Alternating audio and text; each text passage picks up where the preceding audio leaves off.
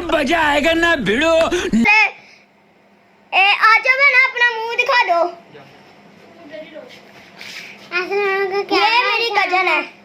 अस्सलामुअलैकुम, क्या हाल चाल? ठीक चाल होंगे। आज मेरी सालगिरह तो मैं अपने चाचू का व्लॉग बना रही हूँ। ये अब इसने कह दिया अब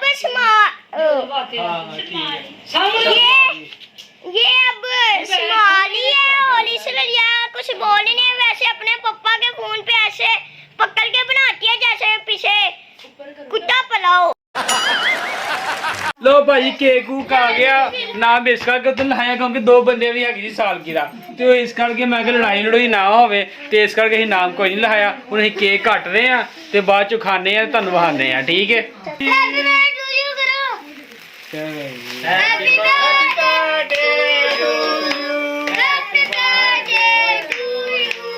हैप्पी बर्थडे बैठो ना दोनों वाला पढ़ ले दो अब्दुल्ला ऐसे है भी सही बन रही ठहरो अब्दुल्ला तुम हाथ पीछे करो चलो जी happy birthday to you happy birthday to you. एक मिनट सारे चुप कर जो मैं ਤੁਹਾਨੂੰ ਸਾਰੀ ਤਸਵੀਰ ਇਹਨਾਂ ਦੀ ਖਿੱਚਾਂਗੇ ਯਾਰ। ਹਾਂ ਫੜੋ ਦੋਵੇਂ ਫੜੋ ਤੁਸੀਂ ਚਲੋ ਇਹਨਾਂ ਦੀ ਤਸਵੀਰ ਖਿੱਚਾਂਗੇ। 1 ਮਿੰਟ ਰਹਿ ਜੋ ਬਾਅਦ ਸਾਰੀ ਫੜਿਓ ਚਲੀ। 1 ਮਿੰਟ जरा इधर देख मेरी तरफ इधर देखो। चलो उधर देखो कैमरे वाले देखिए सारे बच्चे इधर देखो फोकस करें। चलो जी पैसे पूरे हो गए अगर छुरी कर लो। चलो तुहानू केक खवाना सारे इधर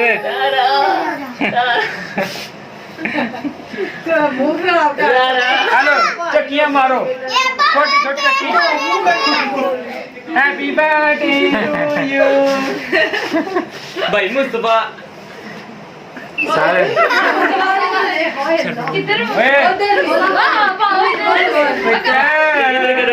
खा लो केक खाओ केक भाई साडा बच्चा ना बहुत शर्मीला है मम्मी डैडी नहीं ये नहीं खाता इस करके अली का जूठा मैं खाना नहीं एकदम खा लेना सी इन खा लेने। चलो जी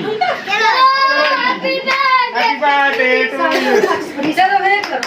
चलो जी के वाह ताड़ियां मारो। Happy birthday. 1 मिनट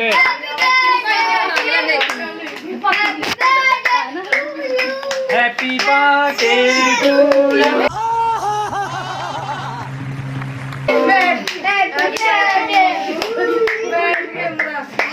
बैग ये चलो अब्बा ये ऐसे बैठो सबकी तस्वीर बना लो।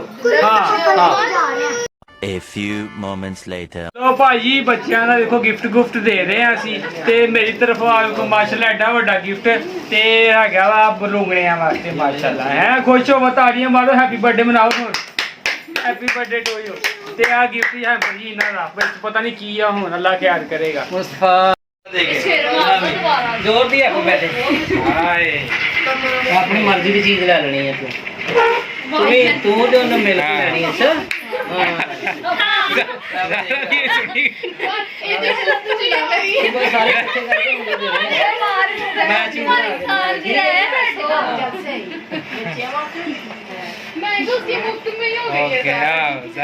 One hour later ये सी ना बच्चे ने रौनक ला ली है खाना सारे ने खा लिया सी ते मैं कल्ला ही रह गया सी ते मेरे वाल थोड़ा जिहा बच बुच गया ते बाकी तुहानूं दस्सना है जी आ हैगा वा चिकन ते आ बीफ है ते आ नान रोटी है ते असीं खान लगे अल्लाह खैर करे करके ते असीं हुण ना व्लॉग दा करदे एंड ते यार वीडियो अच्छी लगी तो कमेंट करियो ते चैनल सबसक्राइब करियो ठीक है।